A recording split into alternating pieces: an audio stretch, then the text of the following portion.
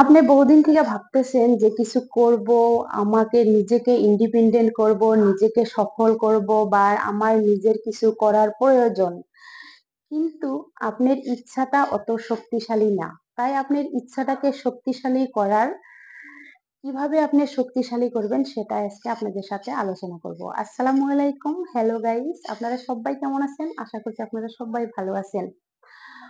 তো দোস্ত, আজকে আমরা আলোচনা করব যে নিজের ইচ্ছাটাকে কিভাবে শক্তিশালী করব, কিভাবে স্বর্ণময় করব। তার 6টা নীতি আজকে আপনাদের সাথে আলোচনা করব। প্রথম নীতিটা হলো যে আপনার কতখানি টাকা পয়সার প্রয়োজন সেটা প্রথমে আপনার স্থির করে নেওয়া লাগবে। 2 নম্বর নীতিটা হলো যে আপনি কতখানি টাকা চান, কতখানি সম্পত্তি আপনি চান, সেটার বদলায় আপনি কি দিবেন সেটা প্রথমে আপনার স্থির করে নেওয়া লাগবে। দেখেন, বাস্তবে যদি আপনি কাউকে কিছু না দেন তাহলে আপনি কিছুই ফেরত পাবেন না। কাউকে যদি আপনি ভালোবাসা দেন তাহলে নিশ্চিত আপনি ভালোবাসা পাবেন। আরো যদি কাউকে কষ্ট দিয়ে থাকেন তাহলে সেই কষ্টটাও একদিন আপনি ফেরত পাবেন। এটাই বাস্তবতা। 3 নম্বর কারণটা হলো যে আপনি যে কর্ম করবার ইচ্ছা, সে কর্মটার জন্য আপনি একটা পরিকল্পনা প্রস্তুত করে নেন, সেই পরিকল্পনা মতে তৎক্ষণাৎ কাম আরম্ভ করে দেন। 4 নম্বর কাজটা হলো যে আপনি কত দিনের ভিতরে সেই সম্পদটা আপনার দরকার সেটাও আপনি স্থির করে নেন।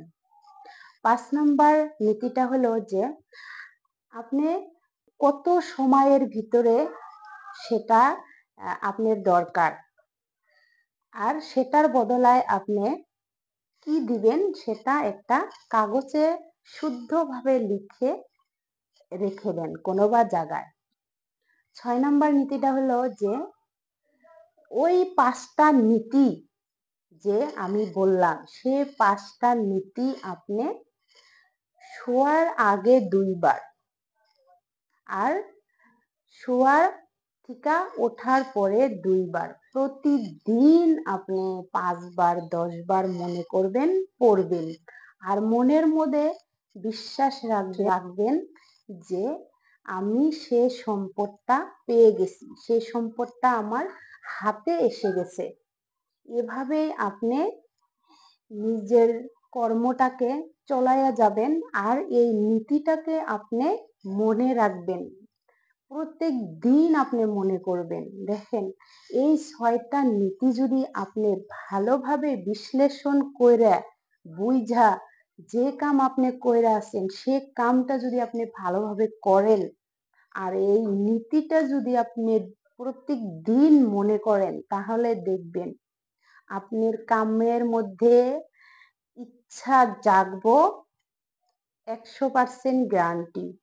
যদি ভিডিওটা ভালো লাগে তাহলে লাইক, কমেন্ট, সাবস্ক্রাইব নিশ্চয় করবেন। ধন্যবাদ। জয় আই